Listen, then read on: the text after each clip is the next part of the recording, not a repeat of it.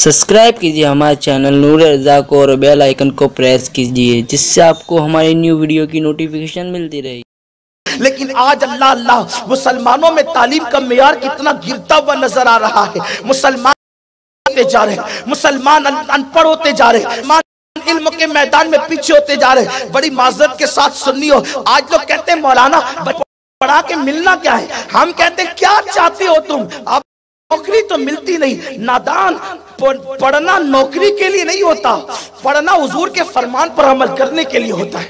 पढ़ना इंसान को इंसान बनाने के लिए होता है। और यूं भी मैं कहता हूं यार, नौकरी नौकरी कब तक करोगे, आखिर नौकरी क्यों बनना चाहते हो, क्या खबर।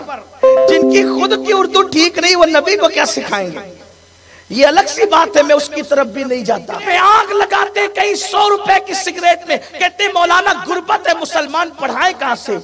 सिगरेट के लिए पैसे तेरे पास, गुटखा खा के थूकने के लिए पैसे तुम्हारे पास, हर शादी में नए नए लिबास के लिए पैसे तुम्हारे पास, पढ़ाने के लिए क्यों पैसे नहीं।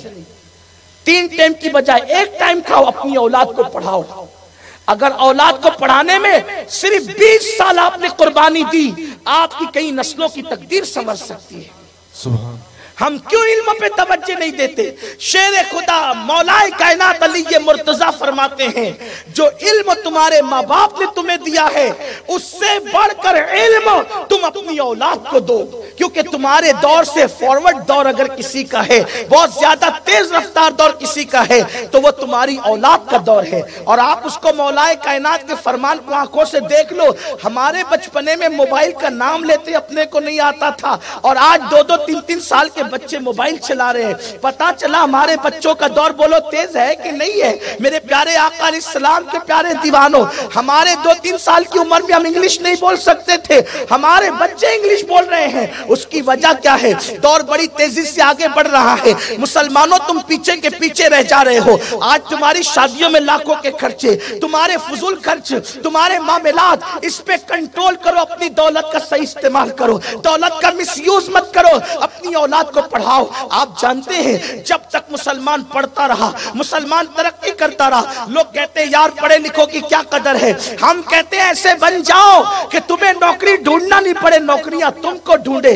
कौम की जरूरत बनो, कौम पे बोझ मत बनो। आज ये आपको बताऊं, आज अगर कोई मालदार बनता है वो तो अपनी औलाद को पढ़ाना ही नहीं चाहता। वो कहते हैं यार मेरे घर का कारोबार है, मैं बहुत मन हूं, अब मैंने 10वीं 12वीं पढ़ा ली है, बस हिसाब किताब आ गया, अब इससे ज्यादा क्या पढ़ाना। याद रखो मुसलमानों, तुम बादशाह होकर भी अपनी औलाद को पढ़ाते थे, अपनी औलाद पे तवज्जो देते थे। अच्छा एक बात ये, जो मालदार अपनी औलाद को पढ़ाते हैं वो सिर्फ दुनियावी तालीम पढ़ाते हैं, दीनी तालीम नहीं पढ़ाते।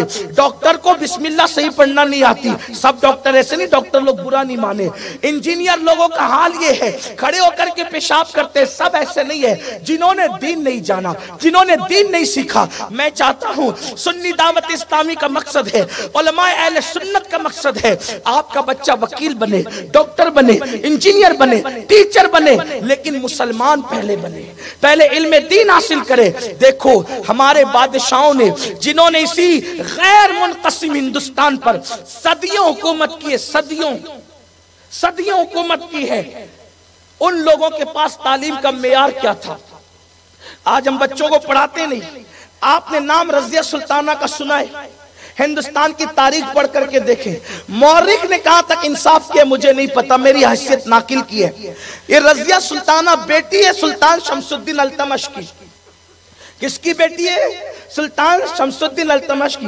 रज़िया सुल्ताना स्कूल के तारीख के निसाब में उसकी जिंदगी शामिल है। अभी का नहीं, ताजा तरीन सिलेबस के बारे में मुझे नहीं पता, जब तक मैं पढ़ता था मुझे पता है रज़िया सुल्ताना की जिंदगी स्कूल में किसी न किसी, कहीं न कहीं एतबार से पढ़ाई जाती थी। ये रज़िया सुल्ताना को हम एक ऐसी खातून की हैसियत से देखते हैं जो जंग में जो है वो कमांडर की हैसियत से जो है वो रहनुमाई करती हुई नजर आती है, फौज की हौसला अफजाई करती हुई नजर आती है, मुल्कों को फतेह करने का प्लान पेश करती नजर आती है।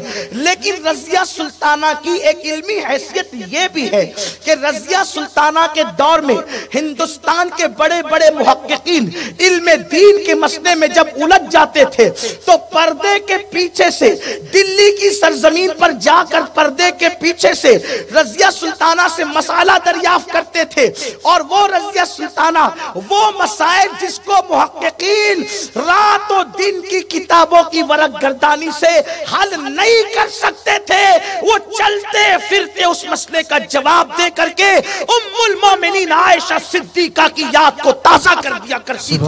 مفتی چار ملت سیدہ عائشہ صدیقہ کی وہ ذہانت کی یادوں کو تازہ کر دیا کرتی تھی۔ میرے پیارے آقا علیہ السلام کے دیوانوں، آج تھوڑی سی دولت آئے تو ہم علم نہیں پڑھاتے اپنے بچوں کو، علم دین، نہ دنیا کا علم نہ دین کا، اور جو پڑھاتے وہ دنیا کا مگر علم دین نہیں۔ مگر آپ دیکھیں ہندوستان کا بادشاہ شمس الدین التمش کی بیٹی اپنے وقت کی عظیم مفتیہ ہے۔ اس کے بعد آپ دیکھیں شاہ جہاں کے دور میں آئے، شاہ جہاں نے کیا اچھا کیا کیا غلط کیا مورخین نے سب پیش کیا ہے، لیکن میں اس کی طرف نہیں جاتا۔ شاہ جہاں کے بیٹوں میں دیکھیں آپ دارا شکوں کو دیکھیں، دارا شکوں نے شطحیات کی وہ باتیں جو اولیاء اللہ نے عالم سکر میں کہا، بڑے بڑے اہل علم اس کا ترجمہ کرنے سے قاصر ہے، بلکہ صوفیہ نے جب اس پر شطحیات پر گفتگو کی بات آئی، ایک جگہ بحث ہو رہی تھی تو کچھ لوگوں نے کہا کہ وہ فلاں بزرگ نے ولی نے شکر میں یہ کہا، اس کا مطلب کیا، اس کا مطلب کیا، اس کا مطلب کیا،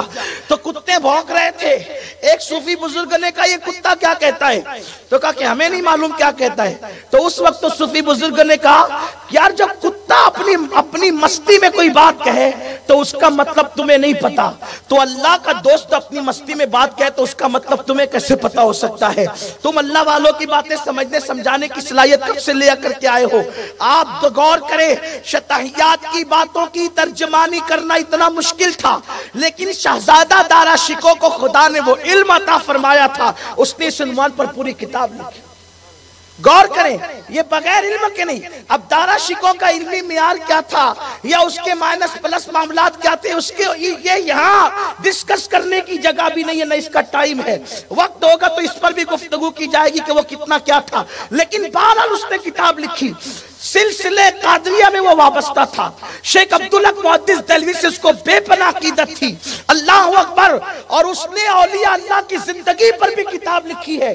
میرے آقا علیہ السلام کے دیوانوں، اس کے بعد پھر دیکھیں سرکار غریب نواز کی زندگی پر آپ کوئی کتاب اٹھا کے پڑھ لیں۔